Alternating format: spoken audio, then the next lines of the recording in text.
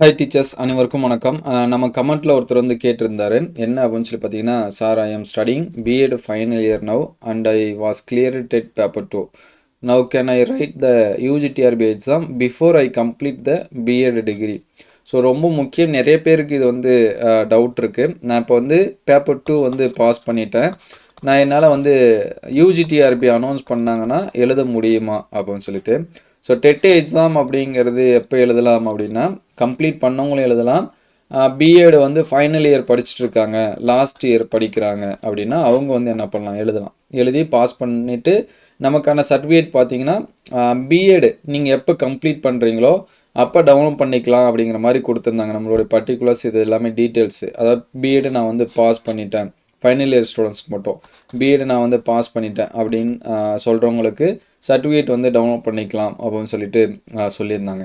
அதே போல் நான் வந்து பிஎட் ஃபைனல் இயர் படிக்கிறேன், என்னால் யூஜிடிஆர்பி படிக்கலாமா அப்படின்னா நீங்கள் எக்ஸாம்ஸ்க்கு வந்து என்ன பண்ணுங்கள், தாராளமாக படிக்கலாம். சரிங்களா? ஏன்னா அடுத்து எக்ஸாம் வந்து எப்போ வரும் அப்படின்னு சொல்லிட்டு மோஸ்ட்லி எல்லாத்துக்குமே தெரிஞ்சிருக்கும். ஆனுவல் பிளானில் மார்ச் கொடுத்துருக்காங்க. இப்போதைக்கு இந்த மந்த்து நடக்கிற மாதிரி கொடுத்துருக்காங்க. ஆனால் இன்னும் நமக்கு வந்து நோட்டிஃபிகேஷன் இது எல்லாமே என்ன பண்ணாமல் இருக்குன்னா வராமல் இருக்குது. ஸோ இன்னும் ரொம்ப முக்கியம் என்ன அப்படின்னு சொல்லி பார்த்தீங்கன்னா, கம்ப்ளீட் பண்ணவங்க மட்டும்தான் என்ன பண்ண முடியும்னா எழுத முடியும். ஸோ ஏன் கம்ப்ளீட் பண்ணவங்க எழுத முடியும்னா, நமக்கான நோட்டிஃபிகேஷன்லாம் அப்ளை பண்ணும்போது நம்மளது யூஜி அதுக்கடுத்து பிஎட், ஸோ இதோட சர்டிஃபிகேட் எல்லாமே கேட்பாங்க. சரிங்களா? யூஜியாக இருந்துச்சுன்னா யூஜிக்கான மார்க் ஷீட் வந்து என்ன பண்ணுவாங்க அப்படின்னா கேட்பாங்க. அதுக்கடுத்து டிகிரி சர்டிஃபிகேட் வந்து என்ன பண்ணுவாங்கன்னா கேட்பாங்க, டிகிரி அல்லது ப்ரொஃபஷனல் கேட்பாங்க. அதே போல் பிஎடுக்கும் பார்த்தீங்கன்னா மார்க் ஷீட் கேட்பாங்க, டிகிரி அப்படி இல்லை அப்படின்னா ப்ரொஃபஷனல் கேட்பாங்க.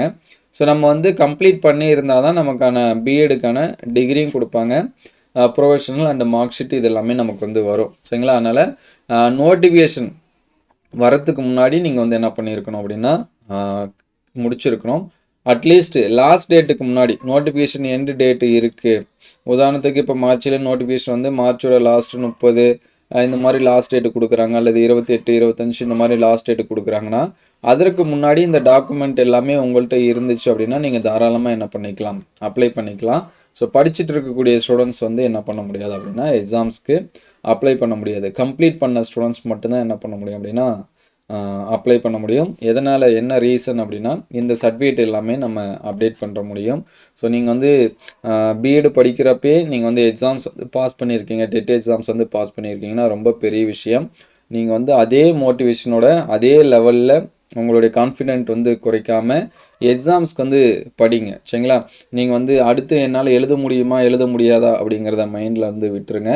நம்ம பாஸ் பண்ணிட்டோம். யூஜிக்கு எந்த அளவுக்கு ப்ரிப்பேர் பண்ணுறீங்களோ அதே சேம் சிலபஸ் தான் நமக்கு பிஜிக்கும். அதனால் யூஜிக்கு நீங்கள் எஃபோர்ட் எடுத்து படித்தாலும் அது வேஸ்ட் ஆக போகிறதில்ல.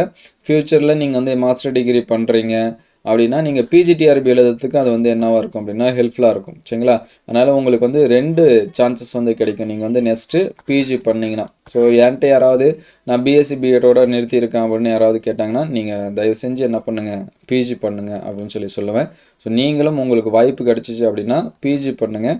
பிஜி பண்ணும்போது உங்களுக்கு வந்து யூஜிடிஆர்பி நடந்துச்சுன்னா அப்பயும் உங்களுக்கு வந்து சான்ஸ் யூஜிடிஆர்பி நீங்கள் என்ன பண்ணிக்கலாம், எழுதிக்கலாம். நீங்கள் வந்து பிஜி கம்ப்ளீட் பண்ணிட்டீங்கன்னா பிஜிடிஆர்பியுமே என்ன பண்ணலாம், எழுதலாம். சரிங்களா? அதனால் எக்ஸாம்ஸ்க்கு வந்து தொடர்ந்து படிங்க. உங்களுடைய சிலபஸ்ஸு டவுன்லோட் பண்ணி வச்சுக்கிட்டு அதுக்கேற்ற மாதிரி ப்ரிப்பரேஷன் பண்ணுங்கள். உங்களுக்கு ப்ரிப்பரேஷன் பண்ணுறதுல ஏதாவது டவுட் இருந்துச்சுன்னா கமெண்ட் பண்ணுங்கள்.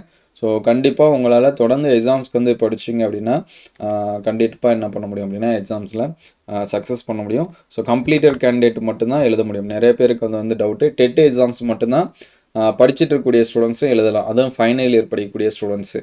அதே வந்து யூஜிடிஆர்பி இது எல்லாமே பார்த்தீங்கன்னா கம்ப்ளீட் பண்ணவங்க மட்டும்தான் எழுத முடியும் இந்த டாக்குமெண்ட் இது எல்லாமே கேட்கறதுனால. ஸோ வேறு ஏதாவது டவுட் இருந்தாலும் கமெண்ட் பண்ணுங்கள். Thank you all.